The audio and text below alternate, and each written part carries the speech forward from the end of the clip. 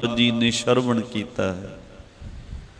आओ तिस दी विचार दे नाल जुड़ना करिए। विचारां दी आरंभता तो पहला लवाइए गुरु चरणां दे विच हाजरी। गुरु बख्शी फतेह प्रवान करो जी।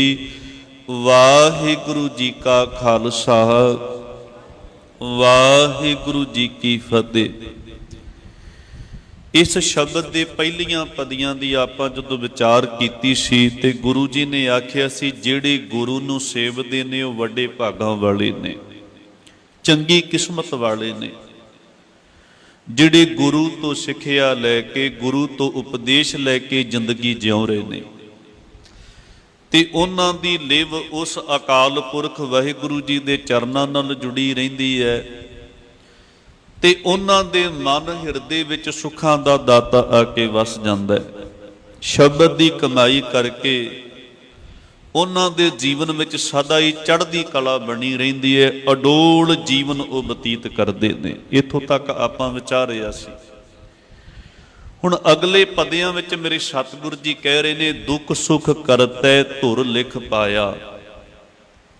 उस अकाल पुरख वाहिगुरु जी ने अपने हुक्म दे विच जीवां दी जिंदगी विच दुख भी पाया है ते सुख भी पाया। भाव कि उहदे पैदा कीते हुए जीवां नूं दुख दे विचों भी लंघना पवेगा ते सुख दे विचों भी लंघना पवेगा। क्योंकि सुख दुख दोए दर कपड़े पहरे जाए मनुख। कदी मनुख सुख दे कपड़े पहनदा है ते कदी मनुख दुख दे कपड़े पहनदा है। इन्हां दोवां दे विचों दी मनुख नूं अपना जीवन बतीत करना पैंदा है। ते गुरु जी कहंदे ने जिस कुल गुरु दी बाणी दा ज्ञान परमेश्वर दे नाम दी सोझी है वो दुख सुख नूं इक्को जिहा समझदा है।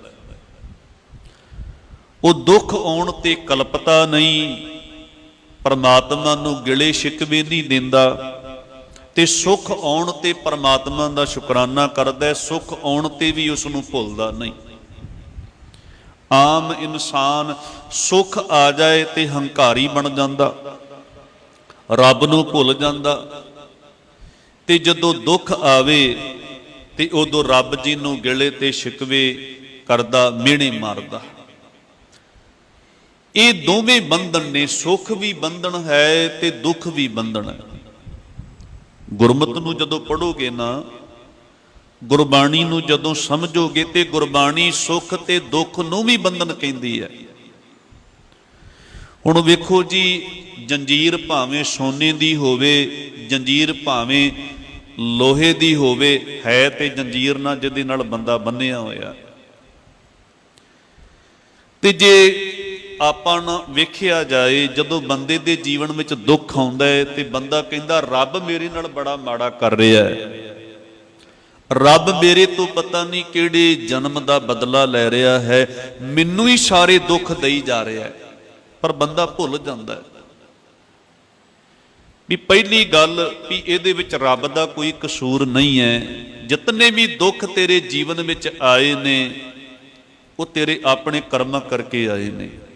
दद्दा दोष न देऊ किसै, दोष कर्मा अपनिया, जो मैं किया सो मैं पाया, दोष न दीजै अवर जना। केवल मनुख दे जीवन विच ही दुख नहीं, जदों आपां बाणी नूं पढ़दे हां ना, वड्डे वड्डे अवतारी पुरुष, वड्डे वड्डे ऋषि मुनि, उन्हां नूं भी दुख दे विचों दी निकलना पिया है। उन्होंने भी दुख ने कलपा दिता। जदों आपां गुरु नानक देव महाराज जी का पावन बोल पढ़दे, शब्द पढ़दे, जिहदे विच वड्डे वड्डे ऋषियां मुनियां बलशाली अवतारी पुरुषां दा जिक्र कीता भी वो भी दुख विच रोए ने, वो भी दुख विच कलपे ने। कहंदे सहंस हर दान दे इंद्र रुवाया।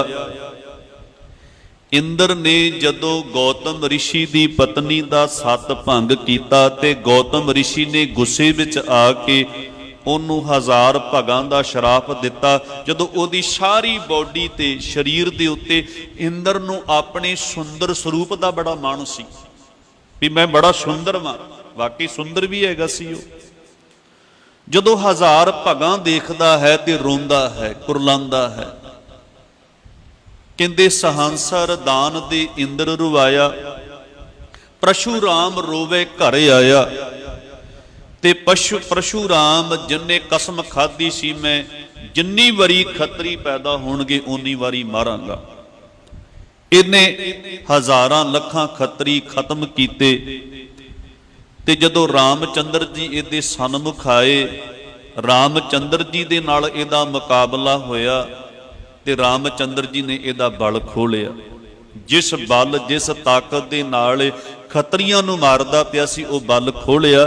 ਕਹਿੰਦੇ ਪਰਸ਼ੂਰਾਮ ਰੋਵੇ ਘਰ ਆਇਆ, ਇਹ ਆਪਣਾ ਬਲ ਖਵਾ ਕੇ ਰੋਂਦਾ, ਇਹ ਵੀ ਦੁਖੀ ਹੁੰਦਾ। ਫਿਰ ਅੱਗੇ ਕਹਿੰਦੇ ਨੇ ਅਜੇ ਸੋ ਰੋਵੇ ਭੀਖਿਆ ਖਾਏ, ਐਸੀ ਦਰਗਹਿ ਮਿਲੇ ਸਜਾਏ। ਅਜੇ ਕੌਣ ਹੈ? ਰਾਮਚੰਦਰ ਜੀ ਦਾ ਦਾਦਾ।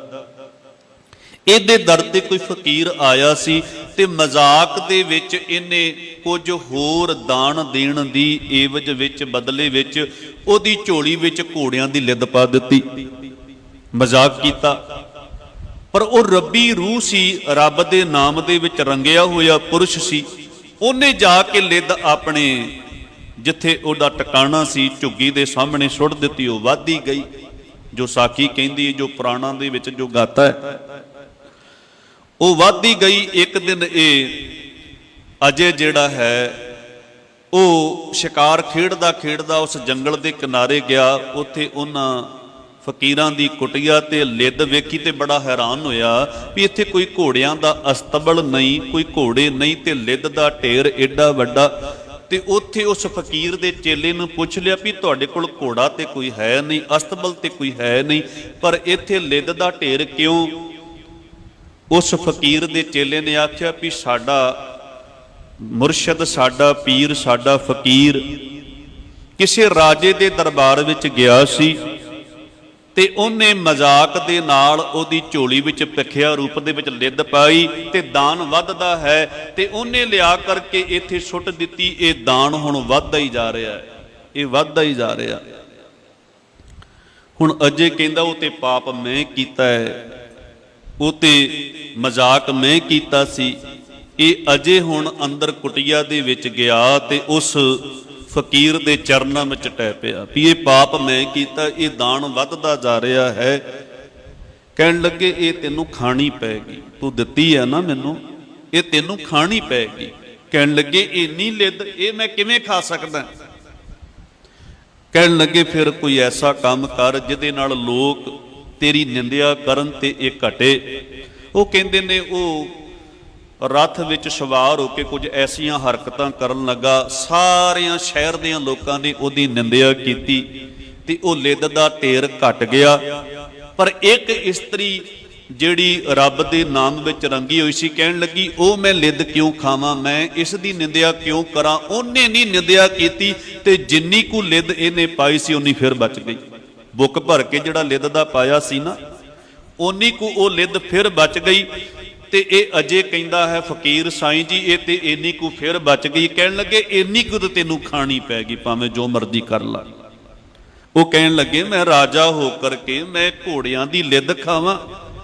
ਕਹਿਣ ਲੱਗੇ ਖਾਣੀ ਪੈਗੀ, ਪਾਪ ਤੂੰ ਕੀਤਾ ਹੈ, ਭੁਗਤਣਾ ਤੈਨੂੰ ਪਏਗਾ। ਕਹਿਣ ਲੱਗੇ ਤਰਤੀਬ ਦੱਸੋ ਕਿਵੇਂ ਖਾਵਾਂ? ਕਹਿਣ ਲੱਗੇ ਸਵਾਹ ਬਣਾ ਕੇ ਤੇ ਖਾ ਲਏਗਾ ਨਾ, ਉਂਝ ਤੇ ਖਾਣੀ ਔਖੀ ਹੈ। ਉਸ ਲਿੱਦ ਨੂੰ ਸਾੜਿਆ ਗਿਆ, ਉਹ ਸਵਾਹ ਦੀਆਂ ਬੁਰਕੀਆਂ ਭਰਦਾ ਤੇ ਨਾਲੇ ਰੋਂਦਾ ਹੈ। ਅਜੇ ਸੋ ਰੋਵੇ ਭੀਖਿਆ ਖਾਏ, ਐਸੀ ਦਰਗਹਿ ਮਿਲੇ ਸਜਾਏ। ਉਹ ਵੀ ਰੋਇਆ ਹੈ ਇੱਕ ਵਿਰਾਟ ਰਾਜਾ ਹੋ ਕਰਕੇ, ਆਪਣੇ ਕੀਤੇ ਕਰਮਾਂ ਕਰਕੇ ਦੁੱਖ ਉਹਨੂੰ ਮਿਲਿਆ ਤੇ ਰੋਇਆ, ਕਲਪਿਆ। ਫਿਰ ਕਹਿੰਦੇ ਨੇ ਰੋਵੇ ਰਾਮ ਨਿਕਾਲਾ ਭਇਆ, ਸੀਤਾ ਲਛਮਣ ਵਿਛੜ ਗਿਆ। ਜਦੋਂ ਰਾਮਚੰਦਰ ਜੀ ਨੂੰ ਵਨਵਾਸ ਮਿਲਿਆ ਤੇ ਉਹਨਾਂ ਦੀਆਂ ਅੱਖਾਂ ਦੇ ਵਿੱਚੋਂ ਵੀ ਹੰਝੂ ਗਿਰੇ ਨੇ, ਉਹਨਾਂ ਨੂੰ ਵੀ ਦੁੱਖ ਪ੍ਰਤੀਤ ਹੋਇਆ। ਜਦੋਂ ਸੀਤਾ ਵਿਛੜ ਗਈ, ਲਛਮਣ ਵਿਛੜ ਗਿਆ, ਮੂਰਛਿਤ ਹੋ ਗਿਆ, ਉਦੋਂ ਰਾਮਚੰਦਰ ਜੀ ਵੀ ਆਪਣੇ ਅਥਰੂ ਨਹੀਂ ਰੋਕ ਸਕੇ, ਉਹ ਵੀ ਦੁਖੀ ਹੋਏ ਨੇ। ਰੋਵੇ ਰਾਮ ਨਿਕਾਲਾ ਭਇਆ, ਸੀਤਾ ਲਛਮਣ ਵਿਛੜ ਗਿਆ। ਰੋਵੇ ਦਹਿਸਰ ਲੰਕ ਗਵਾਈ, ਜਿਨ ਸੀਤਾ ਆਂਦੀ ਡੋਰੂ ਵਾਏ। ਕਹਿੰਦੇ ਨੇ ਰਾਵਣ ਵਰਗਾ ਉਦੋਂ ਰੋਂਦਾ ਹੈ, ਦੁਖੀ ਹੁੰਦਾ ਹੈ, ਪਿੱਟਦਾ ਹੈ ਜਦੋਂ ਉਹਦੀ ਲੰਕਾ ਗਵਾਚ ਜਾਂਦੀ ਹੈ। ਤੇ ਲੰਕਾ ਗਵਾਚਣ ਦਾ ਕਾਰਨ ਕਿ ਉਹ ਸੀਤਾ ਜੀ ਨੂੰ ਧੋਖੇ ਨਾਲ ਲੈ ਆਉਂਦਾ ਹੈ ਤੇ ਜਿੱਦ ਕਰਕੇ ਦਿੰਦਾ ਨਹੀਂ, ਜਿਸ ਤੋਂ ਵਿਨਾਸ਼ ਦਾ ਕਾਰਨ ਬਣਦਾ ਹੈ। ਫਿਰ ਅੱਗੇ ਕਹਿੰਦੇ ਰੋਵੇ ਪਾਂਡਵ ਭਏ ਮਜੂਰ, ਜਨ ਕੇ ਸੁਆਮੀ ਰਹਿਤ ਹਦੂਰ। ਕਹਿੰਦੇ ਪਾਂਡਵ ਪੰਜੇ ਜਦੋਂ ਕਿਸੇ ਰਾਜੇ ਦੇ, ਜਦੋਂ ਜੂਏ ਵਿੱਚ ਸਾਰਾ ਕੁਝ ਹਾਰ ਜਾਂਦੇ ਆ, ਰਾਜ ਮਹਿਲਾਂ ਵਿੱਚੋਂ ਕੱਢ ਦਿੱਤਾ ਜਾਂਦਾ ਹੈ, ਕਿਸੇ ਰਾਜੇ ਦੀ ਗੁਲਾਮੀ ਕਰਦੇ, ਨੌਕਰੀ ਕਰਦੇ, ਉਦੋਂ ਉਹ ਵੀ ਰੋਂਦੇ ਆ, ਉਹ ਵੀ ਦੁਖੀ ਹੁੰਦੇ ਨੇ। ਬਲਕਿ ਉਹਨਾਂ ਦੇ ਸਿਰ ਦੇ ਸਾਈਂ ਸ੍ਰੀ ਕ੍ਰਿਸ਼ਨ ਜੀ ਵੀ ਮੌਜੂਦ ਸਨ, ਪਰ ਉਸ ਦੁੱਖ ਵਿੱਚੋਂ ਉਹਨਾਂ ਨੂੰ ਕੋਈ ਨਹੀਂ ਕੱਢ ਸਕਿਆ। ਰੋਵੇ ਪਾਂਡਵ ਭਏ ਮਜੂਰ, ਜਨ ਕੇ ਸੁਆਮੀ ਰਹਿਤ ਹਦੂਰ। ਫਿਰ ਅੱਗੇ ਕਹਿੰਦੇ ਰੋਵੇ ਸੇਖ ਮਸ਼ਾਇਕ ਪੀਰ, ਅੰਤ ਕਾਲ ਜਮ ਲਾਗੇ ਪੀੜ। ਕਹਿੰਦੇ ਨੇ ਸ਼ੇਖ ਪੀਰ ਜਿਹੜੇ ਧਰਮ ਦੇ ਰਾਹ ਤੇ ਤੁਰੇ ਨੇ, ਉਹ ਵੀ ਵਿਚਾਰੇ ਕਈ ਵਾਰੀ ਵੈਰਾਗ ਦੇ ਵਸ ਰੋਂਦੇ ਨੇ, ਕਿਤੇ ਅੰਤ ਸਮੇਂ ਕੋਈ ਐਸਾ ਕੰਮ ਨਾ ਹੋ ਜਾਏ, ਰੱਬ ਦੇ ਘਰ ਜਾਣ ਦੀ ਬਜਾਏ ਅਸੀਂ ਕਿਤੇ ਰੱਬ ਤੋਂ ਖੁੰਝ ਕੇ ਜਨਮ ਮਰਨ ਦੇ ਗੇੜ ਵਿੱਚ ਨਾ ਪੈ ਜਾਈਏ, ਉਹ ਵੀ ਦੁਖੀ ਹੋਏ ਨੇ। ਫਿਰ ਅੱਗੇ ਕਹਿੰਦੇ ਨੇ ਰੋਵੇ ਕਿਰਪਨ ਸੰਚੈ ਧਨ ਜਾਏ, ਪੰਡਤ ਰੋਵੇ ਗਿਆਨ ਗਵਾਏ। ਕਹਿੰਦੇ ਨੇ ਕਿਰਪਨ ਬੰਦਾ, ਕੰਜੂਸ ਬੰਦਾ ਧਨ ਜੋੜਦਾ ਜੋੜਦਾ ਵੀ ਸੁਖੀ ਨਹੀਂ ਹੁੰਦਾ, ਰੋਂਦਾ ਹੈ, ਦੁਖੀ ਰਹਿੰਦਾ ਹੈ, ਕਿਤੇ ਮੇਰਾ ਜੋੜਿਆ ਧਨ ਨਾ ਚਲਿਆ ਜਾਏ। ਜਦੋਂ ਧਨ ਜੋੜਿਆ ਹੋਇਆ ਘਟਦਾ ਹੈ, ਉਦੋਂ ਦੁਖੀ ਹੁੰਦਾ ਹੈ। ਇੱਥੇ ਰੋਵੇ ਦਾ ਅਰਥ ਹੈ ਦੁਖੀ ਹੋਣਾ। ਤੇ ਪੰਡਤ ਦੇ ਜਦੋਂ ਗਿਆਨ ਘਟਦਾ ਹੈ, ਜਦੋਂ ਉਹਦੇ ਗਿਆਨ ਦੇ ਮੁਕਾਬਲੇ ਤੇ ਅਗਲਾ ਗਿਆਨੀ ਉਹਨੂੰ ਚਰਚਾ ਵਿੱਚ ਹਰਾਉਂਦਾ ਹੈ, ਉਹਦੇ ਹੰਕਾਰ ਨੂੰ ਸੱਟ ਵੱਜਦੀ ਹੈ, ਉਦੋਂ ਉਹ ਵੀ ਦੁਖੀ ਹੁੰਦਾ, ਉਹ ਵੀ ਰੋਂਦਾ ਹੈ। ਰੋਵੇ ਕਿਰਪਨ ਸੰਚੈ ਧਨ ਜਾਏ, ਪੰਡਤ ਰੋਵੇ ਗਿਆਨ ਗਵਾਏ। ਅੱਗੇ ਕਹਿੰਦੇ ਬਾਲੀ ਰੋਵੇ ਨਾਏ ਪਧਾਰ। ਇੱਕ ਜਵਾਨ ਬੱਚੀ ਦੁਖੀ ਹੈ ਕਿ ਵੇਲਾ ਟੱਪਦਾ ਜਾ ਰਿਹਾ, ਸਮਾਂ ਟੱਪਦਾ ਜਾ ਰਿਹਾ ਹੈ, ਉਹਨੂੰ ਪਤੀ ਦੀ ਲੋੜ ਹੈ ਤੇ ਉਹ ਇਸ ਕਰਕੇ ਦੁਖੀ ਹੈ। ਫਿਰ ਕਹਿੰਦੇ ਨੇ ਨਾਨਕ, ਇੱਥੇ ਵਿਸ਼ਰਾਮ ਲਾਉਣਾ ਹੈ ਜੀ, ਬੜੀ ਗਲਤੀ ਕਰਦੇ ਆਪਾਂ ਪੜ੍ਹਨ ਲੱਗੇ ਆ। ਇੱਥੇ ਜਦੋਂ ਸਿੱਧਾ ਪੜ੍ਹ ਦਿਆਂਗੇ ਨਾਨਕ ਦੁਖੀਆ ਸਭ ਸੰਸਾਰ, ਉੱਥੇ ਇਹ ਅਰਥ ਬਣ ਜਾਣਗੇ ਨਾਨਕ ਵੀ ਦੁਖੀ, ਨਾਨਕ ਤੇ ਕਦੀ ਦੁਖੀ ਹੋਇਆ ਹੀ ਨਹੀਂ। ਪਹਿਲੀ ਪਾਤਸ਼ਾਹੀ ਤੋਂ ਲੈ ਕੇ ਦਸਮ ਪਾਤਸ਼ਾਹ ਤੱਕ ਸਾਹਮਣੇ ਅੱਖਾਂ ਦੇ ਆਪਣੇ ਪੁੱਤ ਬੇਰਾ ਬੇਰਾ ਹੋ ਜਾਂਦੇ ਨੇ। ਗੁਰੂ ਗੋਬਿੰਦ ਸਿੰਘ ਜੀ ਦੇ ਬਾਬਾ ਅਜੀਤ ਸਿੰਘ ਜੀ ਸ਼ਹੀਦ ਹੁੰਦੇ ਨੇ, ਬਾਬਾ ਜੁਝਾਰ ਸਿੰਘ ਜੀ ਸ਼ਹੀਦ ਹੁੰਦੇ ਨੇ, ਅੱਖਾਂ ਦੇ ਸਾਹਮਣੇ ਬਰਛੀਆਂ ਵੱਜ ਕੇ ਲੱਥ-ਪੱਥ ਖੂਨ ਦੇ ਨਾਲ ਪੂਰਾ ਪੂਰਾ ਕੱਟੇ ਜਾਂਦੇ ਨੇ, ਪਰ ਗੁਰੂ ਰੋਂਦਾ ਨਹੀਂ, ਗੁਰੂ ਜਕਾਰੇ ਛੱਡਦਾ ਹੈ। ਇੱਥੇ ਥੋੜਾ ਜਿਹਾ ਵਿਸ਼ਰਾਮ ਦੇ ਕੇ ਪੜਨਾ ਹੈ। ਕਹਿੰਦੇ ਬਾਲੀ ਰੋਵੇ ਨਾਏ ਪਧਾਰ, ਨਾਨਕ ਦੁਖੀਆ ਸਭ ਸੰਸਾਰ ਹੈ। ਨਾਨਕ ਸਾਰਾ ਸੰਸਾਰ ਹੀ ਦੁਖੀ ਹੈ, ਦੁੱਖ ਦੇ ਬੰਧਨਾਂ ਵਿੱਚ ਪਿਆ ਹੋਇਆ ਹੈ। ਇੱਥੇ ਪੜ੍ਹ ਕੇ ਛੱਡ ਦਿੰਦੇ ਆਪਾਂ, ਪਰ ਅਗਲੀਆਂ ਦੋ ਪੰਕਤੀਆਂ ਪੜ੍ਹੋ। ਦੁੱਖ ਸੁੱਖ ਨੂੰ ਕੌਣ ਜਿੱਤਦਾ ਹੈ? ਇਸ ਬਾਜੀ ਵਿੱਚੋਂ ਕੌਣ ਜ਼ਿੰਦਗੀ ਦੀ ਬਾਜੀ ਨੂੰ ਜਿੱਤਦਾ ਹੈ? ਕਹਿੰਦੇ ਮੰਨੇ ਨਾਉ ਸੋਈ ਜਿਣ ਜਾਏ, ਅਵਰੀ ਕਰਮ ਨਾ ਲੇਖੇ ਪਾਏ। ਕਹਿੰਦੇ ਵੱਡੇ ਵੱਡੇ ਅਵਤਾਰੀ ਪੁਰਸ਼, ਵੱਡੇ ਵੱਡੇ ਰਿਸ਼ੀ ਮੁਨੀ ਜਪੀ ਤਪੀ ਰੋਏ ਨੇ, ਦੁਖੀ ਹੋਏ ਨੇ, ਦੁੱਖ ਬੰਧਨ ਬਣ ਗਿਆ ਉਹਨਾਂ ਦੇ ਜੀਵਨ ਵਿੱਚ, ਪਰ ਜਿਨ੍ਹਾਂ ਪਰਮਾਤਮਾ ਦੇ ਨਾਮ ਨੂੰ ਜ਼ਿੰਦਗੀ ਦਾ ਆਸਰਾ ਬਣਾ ਲਿਆ, ਇਹ ਦੁੱਖਾਂ ਸੁੱਖਾਂ ਦੇ ਬੰਧਨ ਵਿੱਚੋਂ ਪਾਰ ਨਿਕਲ ਕੇ ਜ਼ਿੰਦਗੀ ਦੀ ਬਾਜੀ ਜਿੱਤ ਜਾਂਦਾ ਹੈ। ਜੋ ਨਰ ਦੁੱਖ ਮੈਂ ਦੁੱਖ ਨਹੀਂ ਮਾਨੇ, ਸੁਖ ਸਨੀ ਅਰ ਭੈ ਨਹੀਂ ਜਾਗੈ, ਕੰਚਨ ਮਾਟੀ ਮਾਨੇ। ਵੇਖੋ ਗੁਰੂ ਅਰਜਨ ਦੇਵ ਮਹਾਰਾਜ ਜੀ ਤਤੀ ਤਵੀ ਤੇ ਬੈਠੇ ਨੇ ਮੇਰੇ ਸਰਕਾਰ। ਸਤਿਗੁਰੂ ਸੱਚੇ ਪਾਤਸ਼ਾਹ ਜੀ ਨੂੰ ਤਤੀ ਤਵੀ ਤੇ ਬਿਠਾ ਕੇ ਉਹਨਾਂ ਦੇ ਉੱਤੇ ਕਹਿਰ ਢਾਇਆ ਜਾ ਰਿਹਾ ਹੈ। ਉਹਨਾਂ ਨੂੰ ਪਹਿਲਾਂ ਦੇਗ ਦੇ ਵਿੱਚ ਉਬਾਲਿਆ ਗਿਆ, ਉਹਨਾਂ ਨੂੰ ਤਤੀ ਤਵੀ ਤੇ ਬਿਠਾ ਕੇ ਉਹਨਾਂ ਦੇ ਸੀਸ ਦੇ ਉੱਤੇ ਗਰਮ ਰੇਤਾ ਪਾਈ ਗਈ। ਉੱਥੇ ਗੁਰਬਖੋ ਜੇਠ ਹਾੜ ਦਾ ਮਹੀਨਾ ਤੱਤਾ ਹੈ, ਇਹ ਤੱਤਾ ਮਹੀਨਾ ਹੈ, ਮੌਸਮ ਵੀ ਤੱਤਾ ਹੈ। ਉੱਥੇ ਜਹਾਂਗੀਰ ਵੀ ਤੱਤਾ ਹੈ, ਜਿਹਦੇ ਹੁਕਮ ਦੇ ਨਾਲ ਗੁਰੂ ਅਰਜਨ ਦੇਵ ਮਹਾਰਾਜ ਜੀ ਦੇ ਉੱਤੇ ਜ਼ੁਲਮ ਤੇ ਕਹਿਰ ਢਾਇਆ ਜਾ ਰਿਹਾ ਹੈ। ਉੱਥੇ ਕਾਜੀ ਵੀ ਤੱਤਾ ਹੈ, ਜਿਹਨੇ ਫਤਵਾ ਸੁਣਾਇਆ। ਉੱਥੇ ਚੰਦੂ ਵੀ ਤੱਤਾ ਹੈ, ਜਿਹੜਾ ਭਰ ਭੜ ਕੇ ਕੜਛੇ ਅੱਜ ਇੱਕ ਪ੍ਰਕਾਰ ਦਾ ਬਦਲਾ ਲੈ ਰਿਹਾ ਹੈ, ਗੁਰੂ ਅਰਜਨ ਦੇਵ ਜੀ ਦੇ ਸਿਰ ਦੇ ਉੱਤੇ ਪਾ ਰਿਹਾ ਹੈ। ਉੱਥੇ ਅਹਿਮਦ ਸਰਹੰਦੀ ਵੀ ਤੱਤਾ ਹੈ, ਜਿਹੜਾ ਬੜੇ ਚਿਰਾਂ ਤੋਂ ਚਾਲਾਂ ਚੱਲਦਾ ਆ ਰਿਹਾ ਸੀ ਵੀ ਇਸ ਅਰਜਨ ਨਾਮ ਦੇ, ਇਸ ਗੁਰੂ ਨਾਨਕ ਦੇ ਘਰ ਦੇ ਇਸ ਪੀਰ ਨੂੰ ਮੈਂ ਖਤਮ ਕਰਾਂ, ਜਿਹੜਾ ਇਸਲਾਮ ਦੇ ਵਾਧੇ ਵਿੱਚ ਬੜੀ ਵੱਡੀ ਰੁਕਾਵਟ ਬਣਿਆ ਹੋਇਆ, ਉਹ ਵੀ ਤੱਤਾ ਹੈ। ਤੇ ਪ੍ਰਿਥਵੀ ਚੰਦ ਵੀ ਤੱਤਾ ਹੈ। ਸਾਰੇ ਹੀ ਤੱਤੇ ਨੇ ਲਗਭਗ।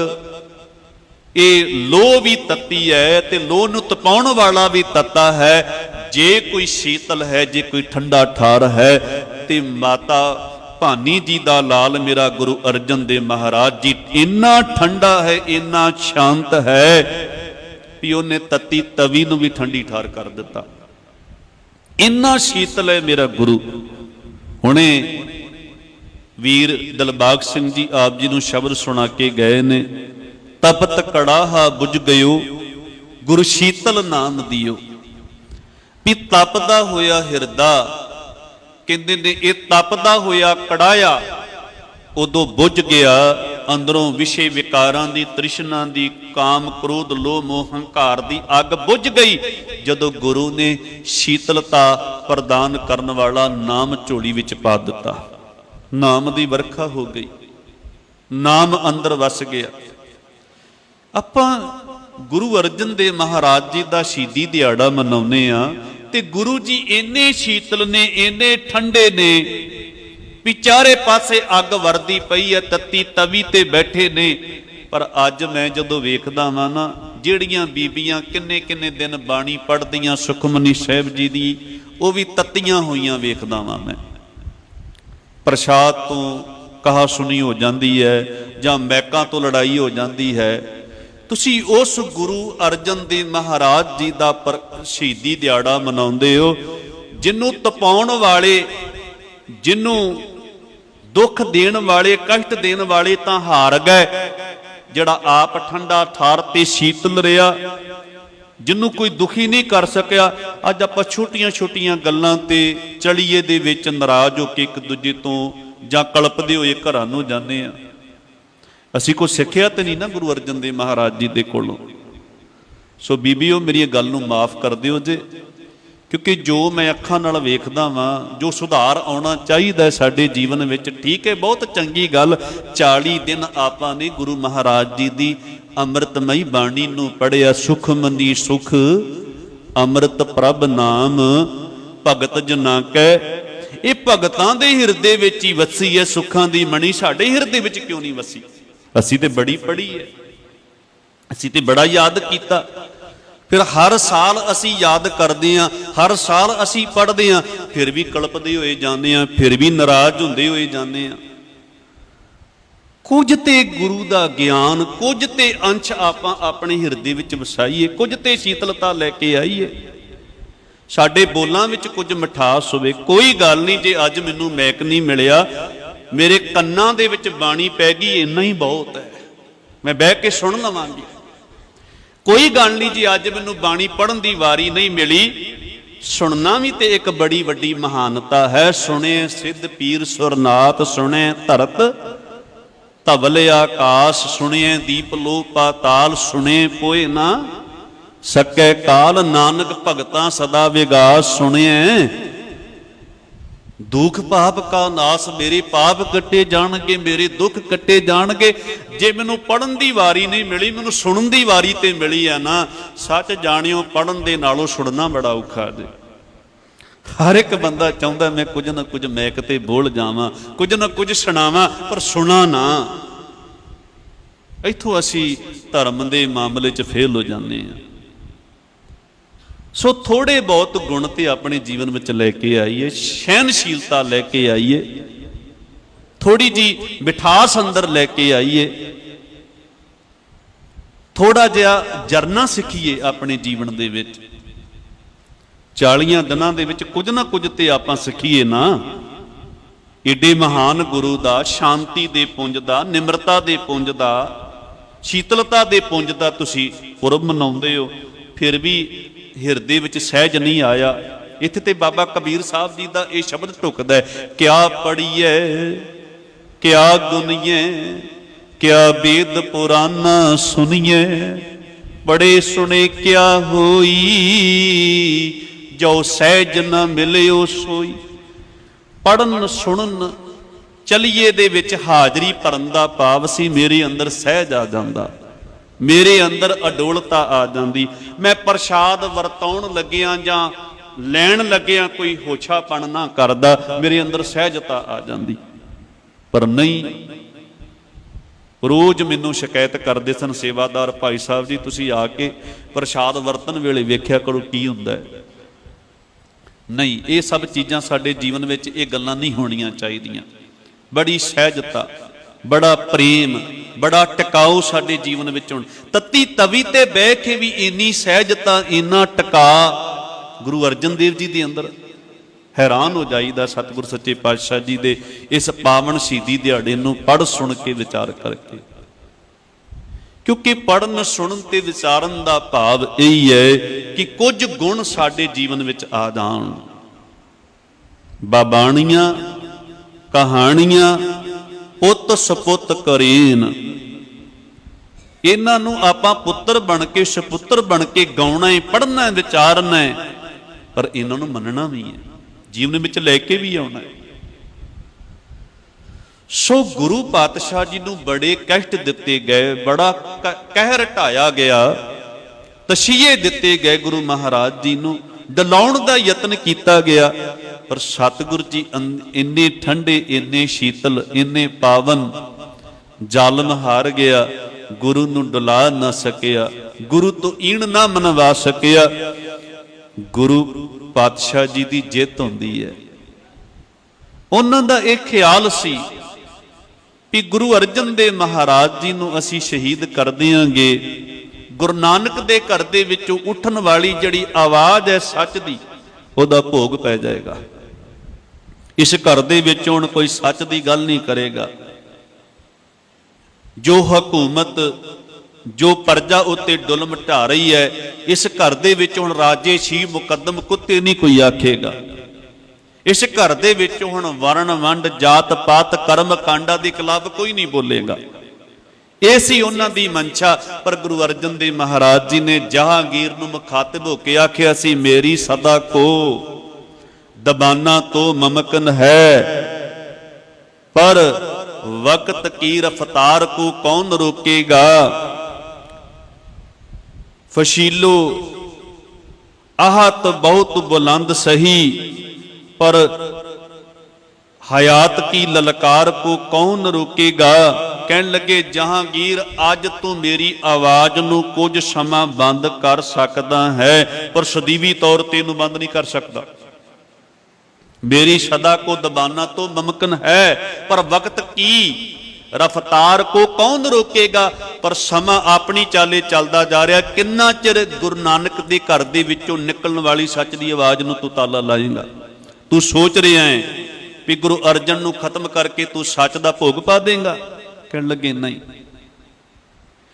आतशो फसीलो बहुत बुलंद सही, तेरियां बड़ियां उचियां कंधां ने, किलियां दा तू मालक है, तेरे को सिक्का गोली बारूद है, सिपाहियां दी ताकत है, बहुत मान है तेनू अपने उत्ते।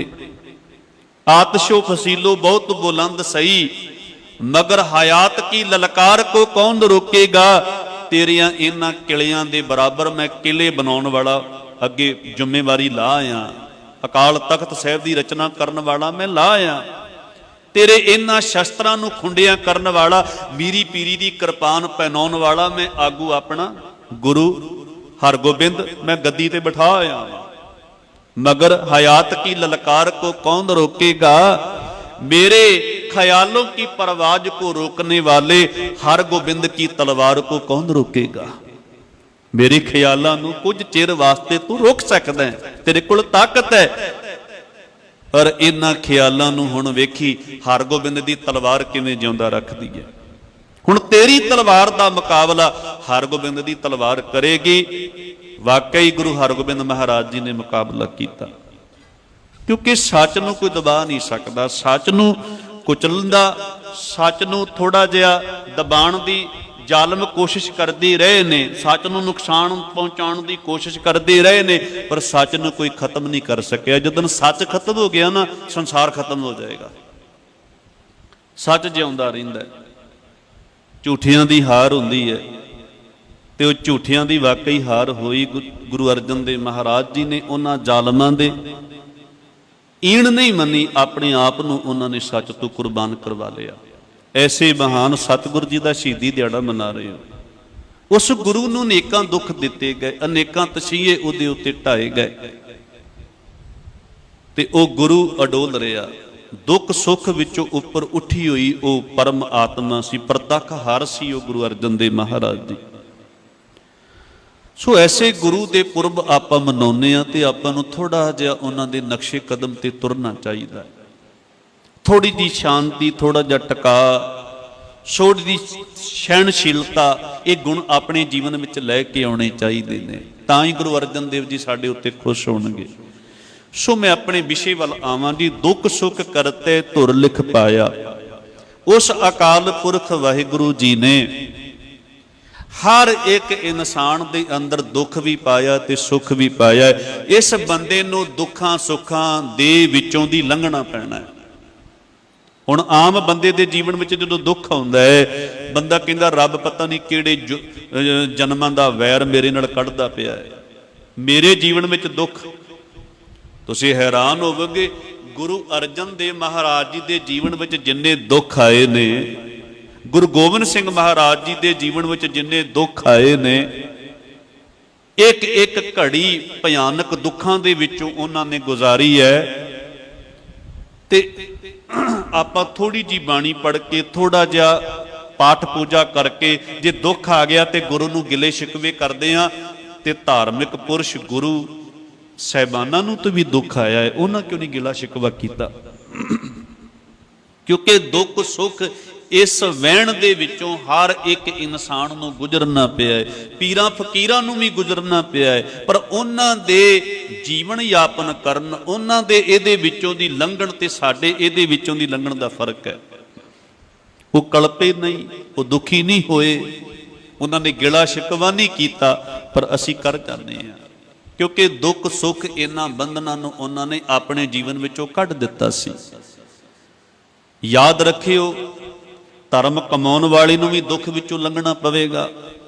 ਕਿ ਮੈਂ ਬਾਣੀ ਪੜ੍ਹ ਰਿਹਾ, ਮੈਨੂੰ ਦੁੱਖ ਨਹੀਂ ਆਉਣਾ, ਇਹ ਗਲਤ ਵਿਚਾਰ ਹੈ ਬੰਦੇ ਦੇ। ਦੁੱਖ ਵਿੱਚੋਂ ਲੰਘਣਾ ਪਏਗਾ। ਤਤੀ ਤਵੀ ਤੇ ਉਹ ਗੁਰੂ ਬੈਠਾ ਜਿਹਦਾ ਅੱਧਾ ਗੁਰੂ ਗ੍ਰੰਥ ਸਾਹਿਬ ਜੀ ਬਾਣੀ ਜਿਹਦੇ ਸ਼ਬਦ ਉਚਾਰਨ ਹੋਏ ਨੇ। ਬਾਣੀ ਦਾ ਬੋਝਤਾ ਜਿਹਨੂੰ ਆਖਿਆ ਗਿਆ, ਅਸੀਂ ਕਿਹਦੇ ਵਿਚਾਰੇ ਹਾਂ? ਪਰ ਉਹਦੇ ਵਰਗੀ ਅਡੋਲਤਾ ਬਾਣੀ ਨੂੰ ਕਮਾ ਕੇ ਸਾਡੇ ਜੀਵਨ ਵਿੱਚ ਬਣ ਸਕਦੀ ਹੈ। ਤੇ ਕਹਿੰਦੇ ਨੇ ਦੁੱਖ ਸੁੱਖ ਕਰਤੇ ਧੁਰ ਲਿਖ ਪਾਇਆ, ਦੂਜਾ ਭਾਉ ਆਪ ਵਰਤਾਇਆ। ਆ ਜੋ ਮਾਇਆ ਜਿਹਦੇ ਵਿੱਚ ਅਸੀਂ ਖਚਤ ਹੁੰਨੇ ਆ, ਦੂਜਾ ਭਾਉ ਪ੍ਰੇਮ ਮਾਇਆ ਮਮਤਾ, ਇਹ ਸਾਡੇ ਅੰਦਰ ਜਨਮ ਲੈਂਦੀ ਏ, ਇਹ ਵੀ ਮਾਲਕ ਦੇ ਹੁਕਮ ਦੇ ਵਿੱਚ ਹੀ ਹੈ।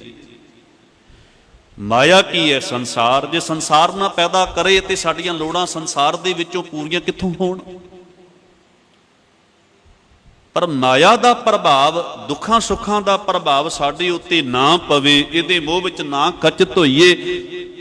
ਅੱਗੇ ਗੁਰੂ ਜੀ ਨੇ ਉਹਦੇ ਵਾਸਤੇ ਸਾਨੂੰ ਉਪਾਅ ਦੱਸਿਆ, ਗੁਰਮੁਖ ਹੋਵੇ ਸੋ ਅਲਿਪਤੋ ਵਰਤੈ, ਮਨਮੁਖ ਕਾ ਕਿਆ ਵੇ ਸਹਾਇ। ਪਰ ਜਿਹਦਾ ਗੁਰੂ ਵੱਲ ਮੁਖ ਹੈ, ਉਹ ਦੁੱਖਾਂ ਵੱਲੋਂ ਸੁੱਖਾਂ ਵੱਲੋਂ, ਉਹ ਖੁਸ਼ੀ ਗਮੀ ਵੱਲੋਂ ਤੇ ਮਾਇਆ ਦੇ ਪ੍ਰਭਾਵ ਵਿੱਚੋਂ ਨਿਰਲੇਪ ਰਹਿੰਦਾ। ਐਵੇਂ ਨਿਰਲੇਪ ਰਹਿੰਦਾ ਹੈ ਜਿਵੇਂ ਜਲ ਦੇ ਵਿੱਚ ਕੰਬਲ ਨਿਰਲੇਪ ਰਹਿੰਦਾ। ਦੁੱਖ ਸੁੱਖ ਦੇ ਚਿੱਕੜ ਵਿੱਚ ਉਹਨੂੰ ਰਹਿਣਾ ਪੈਂਦਾ ਹੈ, ਮਾਇਆ ਮੋਹ ਮਮਤਾ ਦੇ ਵਿੱਚ ਉਹਨੂੰ ਵਿਚਰਨਾ ਪੈਂਦਾ ਹੈ, ਪਰ ਉਹ ਨਿਰਲੇਪ ਹੈ। ਜਿਵੇਂ ਕਮਲ ਚਿੱਕੜ ਦੇ ਵਿੱਚ ਉੱਗਿਆ ਹੈ, ਪਰ ਜਲ ਅਤੇ ਚਿੱਕੜ ਤੋਂ ਨਿਰਲੇਪ ਹੈ, ਇਵੇਂ ਉਹ ਨਿਰਲੇਪ ਹੈ। ਕਿਉਂ? ਕਿਉਂਕਿ ਗੁਰੂ ਦਾ ਗਿਆਨ, ਗੁਰੂ ਦੀ ਮੱਤ ਉਹਦੇ ਕੋਲ ਹੈ। ਗੁਰਮੁਖ ਹੋਵੇ ਸੋ ਅਲਿਪਤੋ ਵਰਤੈ, ਉਹ ਲਿਪਤ ਨਹੀਂ ਹੋਇਆ, ਉਹ ਲਿਬੜਿਆ ਨਹੀਂ ਉਹਦੇ ਵਿੱਚ। ਪਰ ਕਹਿੰਦੇ ਮਨਮੁਖ ਕਾ ਕਿਆ ਵੇ ਸਾਹ, ਮਨਮੁਖ ਦਾ ਕੋਈ ਵੀ ਭਰੋਸਾ ਨਹੀਂ ਕਿਹਾ ਦਿੱਤਾ ਜਾ ਸਕਦਾ, ਉਹਦੇ ਬਾਰੇ ਕੁਝ ਨਹੀਂ ਕਿਹਾ ਸਕਦਾ, ਵਿਸ਼ਵਾਸ ਨਹੀਂ ਕੀਤਾ ਜਾ ਸਕਦਾ ਵੀ ਉਹ ਦੁੱਖ ਸੁੱਖ ਦੇ ਬੰਧਨਾਂ ਦੇ ਵਿੱਚੋਂ ਨਿਕਲ ਜਾਏਗਾ ਜਾਂ ਮਾਇਆ ਮੋਹ ਦੇ ਬੰਧਨਾਂ ਵਿੱਚੋਂ ਆਜ਼ਾਦ ਹੋ ਜਾਏਗਾ। ਉਹਦੇ ਬਾਰੇ ਕੁਝ ਨਹੀਂ ਅਸੀਂ ਕਹਿ ਸਕਦੇ, ਕਿਉਂਕਿ ਉਹ ਹੈ ਹੀ ਮਨਮੁਖ। ਉਹ ਤੇ ਦੁੱਖ ਸੁੱਖ ਵਿੱਚੋਂ, ਇਹਨਾਂ ਬੰਧਨਾਂ ਵਿੱਚੋਂ ਨਿਕਲੇਗਾ। ਉਹਨੂੰ ਤੇ ਭੋਗਣੇ ਪੈਣਗੇ, ਉਹ ਤੇ ਕਲਪੇਗਾ, ਉਹ ਤੇ ਦੁਖੀ ਹੋਵੇਗਾ, ਕਿਉਂਕਿ ਉਹ ਮਨਮੁਖ ਹੈ। ਫਿਰ ਅੱਗੇ ਕਹਿੰਦੇ ਸੇ ਮਨਮੁਖ ਜੋ ਸ਼ਬਦ ਨਾ ਪਛਾਣੈ। ਮਨਮੁਖ ਕੌਣ ਹੈ? ਜਿਹੜਾ ਗੁਰੂ ਦੇ ਸ਼ਬਦ ਦੇ ਵਿੱਚੋਂ ਦੱਸੇ ਹੋਏ ਉਪਦੇਸ਼ ਨਾਲ ਸਾਂਝ ਨਹੀਂ ਬਣਾਉਂਦਾ। ਮਾਫ ਕਰਨਾ, ਮਨਮੁਖ ਮੇਰੇ ਵਰਗਾ ਬਾਣੀ ਪੜਨ ਵਾਲਾ ਵੀ ਹੋ ਸਕਦਾ ਹੈ, ਮੇਰੇ ਵਰਗਾ ਸੁਖਮਨੀ ਸਾਹਿਬ ਪੜਨ ਵਾਲਾ ਵੀ ਹੋ ਸਕਦਾ ਹੈ। ਜਿਨਨੇ ਅੱਜ ਤੱਕ ਸੁਖਮਨੀ ਸਾਹਿਬ ਪੜ ਕੇ ਇਹ ਪੰਕਤੀਆਂ ਨਹੀਂ ਕਮਾਈਆਂ ਵੀ ਕਰਨ ਨਾ ਸੁਣੇ ਕਾਹੂ ਕੀ ਨਿੰਦਾ, ਨਿੰਦਿਆ ਕਰੀ ਵੀ ਜਾਂਦਾ ਤੇ ਸੁਣੀ ਵੀ ਜਾਂਦਾ, ਉਹ ਮਨਮੁਖ ਹੈ। ਉਹ ਕੌਣ ਹੈ ਜੀ? ਉਹ ਮਨਮੁਖ ਹੈ। ਜਿਨੇ ਅੱਜ ਤੱਕ ਸੁਖਮਨੀ ਸਾਹਿਬ ਪੜ ਸੁਣ ਕੇ ਇਹ ਪੰਕਤੀਆਂ ਨਹੀਂ ਕਮਾਈਆਂ, ਪਰ ਤ੍ਰਿਯ ਰੂਪ ਨਾ ਪੇਖੇ ਨੇਤਰ, ਇਹਨਾਂ ਨੇਤਰਾਂ ਦੇ ਨਾਲ ਪਰਾਈ ਇਸਤਰੀ ਪਰਾਏ ਮਰਦ ਇਹਨੂੰ ਤੱਕਦਾ, ਮਲੀਨਤਾ ਅੰਦਰ ਰੱਖਦਾ, ਉਹ ਅਜੇ ਵੀ ਮਨਮੁਖ ਹੈ। ਮੈਂ ਨਹੀਂ ਕਹਿ ਰਿਹਾ, ਮੇਰਾ ਗੁਰੂ ਕਹਿ ਰਿਹਾ, ਕਿਉਂਕਿ ਗੁਰੂ ਜੀ ਨੇ ਨਿਸ਼ਾਨੀ ਦੱਸ ਦਿੱਤੀ ਮਨਮੁਖ ਦੀ। ਸੇ ਮਨਮੁਖ ਜੋ ਸ਼ਬਦ ਨਾ ਪਛਾਣੇ। ਜਿਹੜਾ ਸ਼ਬਦ ਨੂੰ ਪੜ੍ਹ ਕੇ ਉਹਦੇ ਵਿਚਲਾ ਗਿਆਨ, ਉਹਦੇ ਵਿਚਲੀ ਸਿੱਖਿਆ ਨੂੰ ਨਹੀਂ ਕਮਾਉਂਦਾ, ਉਹ ਮਨਮੁਖ ਹੈ। ਉਹ ਮੇਰੇ ਵਰਗਾ ਕੀਰਤਨ ਕਰਨ ਵਾਲਾ ਵੀ ਹੋ ਸਕਦਾ ਹੈ, ਕਥਾ ਕਰਨ ਵਾਲਾ ਵੀ ਹੋ ਸਕਦਾ ਹੈ, ਉਹ ਪਾਠ ਪੂਜਾ ਕਰਨ ਵਾਲਾ ਵੀ ਹੋ ਸਕਦਾ ਹੈ। ਅਰਦਾਸ ਕਰਿਆ ਕਰੀਏ, ਸਤਿਗੁਰ ਜੀ ਕਿਨਕਾ ਏਕ ਜਿਸ ਜੀ ਬਸਾਵੈ। ਤੁਸੀਂ ਤੇ ਕਹਿੰਦੇ ਹੋ ਕਿਨਕਾ ਜਿਹਦੇ ਹਿਰਦੇ ਵਿੱਚ ਵਸ ਜਾਂਦਾ ਹੈ, ਤਾਂ ਕਿ ਮਹਿਮਾ ਗਨੀ ਨਾ ਆਵੇ। ਮੈਨੂੰ ਜ਼ਿਆਦਾ ਕੁਝ ਨਹੀਂ, ਕਿਨਕਾ ਮਾਤਰੀ ਮੇਰੇ ਹਿਰਦੇ ਵਿੱਚ ਵਸਾ ਦਿਓ। ਤੁਰਨਾ ਆਪਾਂ ਨੂੰ ਸ਼ੁਰੂ ਕਰਨਾ ਪਵੇਗਾ। ਪਹਿਰੇਦਾਰੀ ਆਪਣੇ ਮਨ ਦੀ ਆਪਾਂ ਨੂੰ ਕਰਨੀ ਪਵੇਗੀ ਕਿ ਮੈਂ ਤੇ ਅੱਜ ਗੁਰੂ ਦੀ ਬਾਣੀ ਪੜ੍ਹ ਕੇ ਆਇਆ ਵਾਂ, ਮੈਂ ਤੇ ਜਿੱਥੇ ਨਿੰਦਿਆ ਹੋ ਰਹੀ ਉੱਥੇ ਬਹਿ ਗਿਆ, ਮੈਂ ਤੇ ਜਿੱਥੇ ਚੁਗਲੀ ਕਰਨ ਵਾਲੇ ਲੋਕ ਬੈਠੇ ਨੇ ਉੱਥੇ ਬਹਿ ਗਿਆ। ਨਾ ਨਾ ਮਨਾ, ਇੱਥੋਂ ਉੱਠ। ਸੋ ਇਹ ਚੀਜ਼ਾਂ ਆਪ ਪਹਿਰਾ ਦਿਆਂਗੇ ਮਨ ਤੇ, ਤਾਂ ਇਹਦੇ ਵਿੱਚੋਂ ਨਿਕਲ ਸਕਾਂਗੇ। ਤੇ ਕਹਿੰਦੇ ਨੇ ਸੇ ਮਨਮੁਖ ਜੋ ਸ਼ਬਦ ਨਾ ਪਛਾਣੇ, ਗੁਰ ਕੇ ਭੈ ਕੀ ਸਾਰ ਨਾ ਜਾਣੇ। ਫਿਰ ਉਹਨਾਂ ਦੇ ਅੰਦਰ ਗੁਰੂ ਦਾ ਭੈ ਵੀ ਨਹੀਂ ਵੱਜਦਾ। ਵੇਖੋ ਜੀ, ਭੈ ਇੱਕ ਐਸੀ ਚੀਜ਼ ਹੈ, ਕੋਈ ਚੋਰ ਕਿਸੇ ਘਰ ਦੇ ਵਿੱਚ ਚੋਰੀ ਕਰਨ ਵਾਸਤੇ ਗਿਆ, ਉਹਨੂੰ ਮਾੜਾ ਜਿਹਾ ਵੀ ਇਹ ਅਹਿਸਾਸ ਹੋ ਗਿਆ ਵੀ ਘਰ ਵਾਲੇ ਜਾਗਦੇ ਨੇ, ਮੁਖੀ ਜਾਗਦਾ ਹੈ, ਉਹ ਭੈ ਉਹਨੂੰ ਚੋਰੀ ਨਹੀਂ ਕਰਨ ਦੇਗਾ, ਉਹਨੂੰ ਚੋਰੀ ਨਹੀਂ ਕਰਨ ਦੇਗਾ। ਜੇ ਉਹਦੇ ਮਨ ਨੂੰ ਪੱਕਾ ਵਿਸ਼ਵਾਸ ਹੋ ਜਾਏ ਵੀ ਸਾਰੇ ਸੁੱਤੇ ਨੇ, ਉਹ ਨਿਡਰ ਹੋ ਜਾਏਗਾ, ਉਹਨੂੰ ਬਲ ਮਿਲੇਗਾ, ਉਹ ਚੋਰੀ ਕਰ ਲਏਗਾ, ਘਰਦਿਆਂ ਦੀ ਪਰਵਾਹ ਨਹੀਂ ਕਰੇਗਾ। ਇਸੇ ਤਰ੍ਹਾਂ ਜਿਸ ਨੂੰ ਗੁਰੂ ਦਾ ਭੈ ਵਿਆਪ ਗਿਆ, ਪਰਮੇਸ਼ਰ ਦਾ ਭੈ ਵਿਆਪ ਗਿਆ, ਉਹ ਮਨਾ ਹੋਰ ਤੇ ਕੋਈ ਨਹੀਂ ਵੇਖਦਾ, ਪਰ ਗੁਰੂ ਪ੍ਰਭੂ ਤੇ ਵੇਖ ਰਿਹਾ ਹੈ ਨਾ, ਉਹ ਕਦੇ ਮਾੜਾ ਕੰਮ ਨਹੀਂ ਕਰੇਗਾ। ਮਾੜਾ ਕੰਮ ਕਰਨ ਦੀ ਸੋਚ ਉਹਦੇ ਅੰਦਰ ਪੈਦਾ ਹੋ ਸਕਦੀ ਹੈ, ਖਿਆਲ ਜਨਮ ਲੈ ਸਕਦਾ ਹੈ, ਪਰ ਉੱਥੇ ਭੈ ਜੇ ਆ ਗਿਆ ਗੁਰੂ ਦਾ, ਪ੍ਰਭੂ ਦਾ, ਉਹ ਨਹੀਂ ਉਹਨੂੰ ਮਾੜਾ ਕੰਮ ਕਰਨ ਦੇਗਾ। ਇਹ ਗਰੰਟੀ ਹੈ। ਵੇਖੋ ਜੀ, ਇੱਕ ਟੀਚਰ ਵਿਦਿਆਰਥੀ ਅੱਜ ਕੰਮ ਨਹੀਂ ਕਰਕੇ ਲਿਆਇਆ, ਉਸ ਵਿਦਿਆਰਥੀ ਨੂੰ ਅੱਜ ਕਿਹਾ ਗਿਆ ਵੀ ਜੇ ਕੱਲ ਨੂੰ ਤੂੰ ਹੋਮਵਰਕ ਨਾ ਕਰਕੇ ਲਿਆਇਆ, ਯਾਦ ਨਾ ਕਰਕੇ ਲਿਆਇਆ, ਕੱਲ ਨੂੰ ਤੈਨੂੰ ਕੁੱਟਿਆ ਵੀ ਜਾਏਗਾ ਤੇ ਮੁਰਗਾ ਵੀ ਬਣਾਇਆ ਜਾਏਗਾ, ਮਾਰ ਬੜੀ ਪੈਗੀ ਤੈਨੂੰ। ਹੁਣ ਉਹ ਵਿਦਿਆਰਥੀ ਅੱਜ ਕੁਝ ਹਿੱਸਾ ਯਾਦ ਕਰਕੇ ਲਿਆਇਆ ਹੈ, ਕੁਝ ਲਿਖ ਕੇ ਲਿਆਇਆ ਹੈ। ਕਿਉਂ ਲਿਖ ਕੇ ਲਿਆਇਆ? ਕਿਉਂਕਿ ਉਹਨੇ ਮੁਰਗਾ ਨਹੀਂ ਸੀ ਬਣਨਾ, ਇਹ ਡਰ। ਉਹ ਛੋਟੀਆਂ ਦੀ ਮਾਰ ਨਹੀਂ ਸੀ ਖਾਣਾ ਚਾਹੁੰਦਾ, ਇਹ ਡਰ ਉਹਦੇ ਕੋਲ ਅੱਜ ਯਾਦ ਕਰਵਾ ਗਿਆ। ਇਸ ਨੂੰ ਗੁਰੂ ਦੇ ਭੈ ਨੂੰ, ਪਰਮੇਸ਼ਰ ਦੇ ਭੈ ਨੂੰ ਨਿਰਮਲ ਭਉ ਆਖਿਆ। ਨਿਰਮਲ ਭਉ ਪਾਇਆ ਹਰ ਗੁਣ ਗਾਇਆ। ਜਿਸ ਬੰਦੇ ਦੇ ਅੰਦਰ ਨਿਰਮਲ ਭੈ ਆ ਕੇ ਟਿਕ ਜਾਂਦਾ ਹੈ, ਉਹੀ ਰੱਬ ਜੀ ਦੇ ਗੁਣ ਗਾਉਂਦਾ ਹੈ ਤੇ ਜ਼ਿੰਦਗੀ ਵਿੱਚ ਜਿਉਂਦਾ ਹੈ। ਜਿਹਦੇ ਅੰਦਰ ਭੈ ਨਹੀਂ ਟਿਕਿਆ, ਉਹ ਗੁਣ ਗਾਈ ਜਾਏਗਾ, ਗੁਣਾਂ ਨੂੰ ਕਮਾਏਗਾ ਨਹੀਂ, ਉਹ ਗੁਣਾਂ ਨੂੰ ਕਮਾਏਗਾ ਨਹੀਂ। ਤੇ ਇੱਥੇ ਗੁਰੂ ਜੀ ਕਹਿੰਦੇ ਉਸ ਮਨਮੁਖ ਨੂੰ ਗੁਰੂ ਦੇ ਭੈ ਦੀ ਅਦਬ ਵਿੱਚ ਰਹਿਣ ਦੀ ਸਾਰੀ ਸੋਝੀ ਕੋਈ ਨਹੀਂ। ਗੁਰ ਕੇ ਭੈ ਕੀ ਸਾਰ ਨਾ ਜਾਣੈ, ਭੈ ਬਿਨ ਕਿਉ ਨਿਰਭਉ ਸਚ ਪਾਈਐ। ਗੁਰੂ ਜੀ ਨੇ ਕਹਿਤਾ, ਜਿੰਨਾ ਚਿਰ ਪ੍ਰਭੂ ਗੁਰੂ ਦਾ ਅਦਬ ਭੈ ਤੇਰੇ ਜੀਵਨ ਵਿੱਚ ਨਹੀਂ ਆ ਕੇ ਟਿਕੇਗਾ, ਸੱਚ ਨੂੰ ਨਹੀਂ ਪਾ ਸਕੇਗਾ, ਰੱਬ ਨੂੰ ਨਹੀਂ ਪਾ ਸਕੇਗਾ। ਇਹਦਾ ਮਤਲਬ ਭੈ ਵਾਲਾ ਗੁਣ ਲਿਆਉਣਾ ਵੀ ਬੜਾ ਕੀਮਤੀ ਚੀਜ਼ ਹੈ। ਗੁਰੂ ਪ੍ਰਭੂ ਦੇ ਭੈ ਅਦਬ ਵਿੱਚ ਰਹਿਣਾ ਵੀ ਇੱਕ ਬੜਾ ਮਰਦਾਂ ਵਾਲਾ ਕੰਮ ਹੈ ਜੀ। ਭੈ ਬਿਨ ਕਿਉਂ ਨਿਰਭਉ ਸੱਚ ਪਾਈਐ। ਭੈ ਤੋਂ ਜਿੰਨਾ ਚਿਰ ਤੇਰੇ ਅੰਦਰ ਗੁਰੂ ਦਾ ਪ੍ਰਭੂ ਦਾ ਭੈ ਨਹੀਂ, ਅਦਬ ਨਹੀਂ, ਤੂੰ ਸੱਚ ਨੂੰ ਨਹੀਂ ਪਾ ਸਕੇਗਾ। ਜਮ ਕਾਢ ਲਏਗਾ ਸਾਹਾ ਹੈ। ਇਹ ਆਤਮਿਕ ਮੌਤ ਲਿਆਉਣ ਵਾਲੇ ਜਿਹੜੇ ਜਮ ਨੇ, ਤੇਰੇ ਅੰਦਰੋਂ ਸ਼ੁਭ ਗੁਣਾਂ ਦਾ ਸਾਹ, ਆਤਮਿਕ ਜੀਵਨ ਦਾ ਸਾਹ ਖਿੱਚ ਲੈਣਗੇ। ਕਿਹੜੇ ਜਮ ਦੀ ਗੱਲ ਕੀਤੀ ਹੈ? ਕਾਮ ਕ੍ਰੋਧ ਲੋਭ ਮੋਹ ਹੰਕਾਰ। ਇਹ ਜਮ ਤੇਰੇ ਅੰਦਰੋਂ ਸੱਚ ਦੇ ਮਾਰਗ ਤੇ ਤੁਰਨ ਵਾਲੀ ਸ਼ਕਤੀ ਖੋਹ ਲੈਣਗੇ। ਤੇਰੇ ਕੋਲ ਸੰਤੋਖ ਦੇ ਰਸਤੇ ਤੇ ਤੁਰਨ ਵਾਲੀ ਸ਼ਕਤੀ ਲੋਭ ਰੂਪੀ ਜਮ ਖੋਹ ਲਏਗਾ। ਸੋ ਇੱਥੇ ਵਿਚਾਰਾਂ ਦੀ ਸਮਾਪਤੀ ਕਰਦੇ ਹਾਂ ਜੀ। ਜਿਸ ਗੁਰੂ ਅਰਜਨ ਦੇਵ ਜੀ ਦੀ ਸ਼ਹੀਦੀ ਮਨਾਉਂਦੇ ਹੋ, ਪਾਠ ਕਰਦੇ ਹੋ, ਬੜੇ ਅਦਬ ਦੇ ਨਾਲ ਥੋੜਾ ਥੋੜਾ ਤਿਨਕਾ ਮਾਤਰ ਗੁਣ ਆਪਣੇ ਹਿਰਦੇ ਵਿੱਚ ਵਸਾਓ। ਤੁਹਾਡੇ ਜੀਵਨ ਵਿੱਚ ਕਾਹਲਾਪਣ ਨਾ ਹੋਵੇ, ਤੁਹਾਡੇ ਜੀਵਨ, ਤੁਹਾਡੀਆਂ ਬੋਲਾਂ ਦੇ ਉੱਪਰ ਪਿਆਰ ਹੋਵੇ, ਪ੍ਰੇਮ ਹੋਵੇ, ਸ਼ਰਧਾ ਹੋਵੇ, ਮਿਠਾਸ ਹੋਵੇ, ਤਾਂ ਕਿ ਤੁਹਾਡੀ ਪ੍ਰੇਮ ਭਰੀ ਬੋਲੀ ਨੂੰ ਸੁਣ ਕੇ, ਤੁਹਾਡੇ ਅੰਦਰ ਗੁਰੂ ਦੇ ਪ੍ਰਤੀ ਸ਼ਰਧਾ ਨੂੰ ਵੇਖ ਕੇ ਦੂਜੇ ਵੀ ਲੋਕ ਤੁਹਾਡੀ ਸੰਗਤ ਕਰਨ ਆਣ। ਕਈ ਵਾਰੀ ਸ਼ਿਕਾਇਤ ਮਿਲਦੀ ਗਿਆਨੀ ਜੀ ਮੈਂ ਉਸ ਜਥੇ ਵਿੱਚ ਨਹੀਂ ਜਾਂਦੀ ਕਿਉਂਕਿ ਉੱਥੇ ਖਰਵਾ ਬੜਾ ਬੋਲਦੇ ਨੇ, ਫਿੱਕਾ ਬੜਾ ਬੋਲਦੇ ਨੇ, ਉੱਥੇ ਆਪਣੀ ਮਨਮਰਜ਼ੀਆਂ ਕਰਦੇ ਨੇ। ਅਸੀਂ ਜੋੜਨਾ ਹੈ, ਤੋੜਨਾ ਨਹੀਂ ਕਿਸੇ ਨੂੰ। ਸੋ ਬੀਬੀਆਂ ਨੇ, ਮਾਤਾਵਾਂ ਨੇ, ਮੇਰੀਆਂ ਭੈਣਾਂ ਨੇ, ਇਸਤਰੀ ਸਾਸੰਗ ਸਭਾ ਨੇ, ਸਿਖਰ ਦੁਪਹਿਰੇ ਜਿਸ ਵਕਤ ਮੇਰੇ ਵਰਗਾ ਆਰਾਮ ਕਰ ਰਿਹਾ ਹੁੰਦਾ, ਸੌਂ ਰਿਹਾ ਹੁੰਦਾ ਏਸੀ ਦੇ ਵਿੱਚ, ਉਦੋਂ ਇਹ 3 ਵਜੇ ਚੱਲ ਕੇ ਆਪਣੇ ਘਰਾਂ ਤੋਂ ਕਿਤੋਂ ਕਿਤੋਂ, ਕੋਈ ਨਟਖੇੜੇ ਤੋਂ ਆ ਰਿਹਾ ਹੈ, ਕੋਈ ਚੰਦਰ ਨਗਰ ਤੋਂ ਆ ਰਿਹਾ, ਕੋਈ ਗੁਰੂ ਨਾਨਕ ਨਗਰ ਤੋਂ ਆ ਰਿਹਾ ਹੈ। ਉਸ ਵਕਤ ਬਾਹਰ ਨਿਕਲਣਾ ਕਿੰਨਾ ਮੁਸ਼ਕਲ ਹੈ, ਪਰ ਗੁਰੂ ਦੀ ਕਿਰਪਾ ਰਹਿਮਤ ਸਦਕਾ ਸ਼ਰਧਾ ਭਾਵਨਾ ਦੇ ਨਾਲ ਇਹ ਆਪੋ ਆਪਣੇ ਸਾਧਨਾ ਨਾਲ ਆਉਂਦੀਆਂ ਨੇ ਤੇ 5 ਵਜੇ 5:30 ਵਜੇ ਇਹ ਪੜ੍ਹ ਕੇ ਗੁਰੂ ਕੀ ਬਾਣੀ ਜਾਂਦੀਆਂ ਨੇ। ਤੇ ਗੁਰੂ ਜੀ ਇਹਨਾਂ ਦੇ ਇਹ ਮਨਾਏ ਹੋਏ ਪੁਰਬ, ਇਹ ਭਗਤੀ ਭਾਵਨਾ, ਇਹਨੂੰ ਭਾਗ ਲਾਉਣ, ਚੜ੍ਹਦੀਆਂ ਕਲਾ ਬਖਸ਼ਿਸ਼ ਕਰਨ। ਤੇ ਇਸ ਤਰ੍ਹਾਂ ਹੀ ਇਹ ਬੀਬੀਆਂ ਸ਼ਰਧਾ ਭਾਵਨਾ ਦੇ ਨਾਲ ਇਸ ਗੁਰੂ ਪੁਰਬ ਮਨਾਉਂਦੀਆਂ ਰਹਿਣ ਤੇ ਆਪਣੇ ਜੀਵਨ ਨੂੰ ਸਫਲ ਕਰਦੀਆਂ ਰਹਿਣ। ਸੋ ਭੁੱਲ ਗਲਤੀ ਦੀ ਖਿਮਾ, ਪ੍ਰਵਾਨੋ ਫਤਿਹ। ਵਾਹਿਗੁਰੂ ਜੀ ਕਾ ਖਾਲਸਾ, ਵਾਹਿਗੁਰੂ ਜੀ ਕੀ ਫਤਿਹ।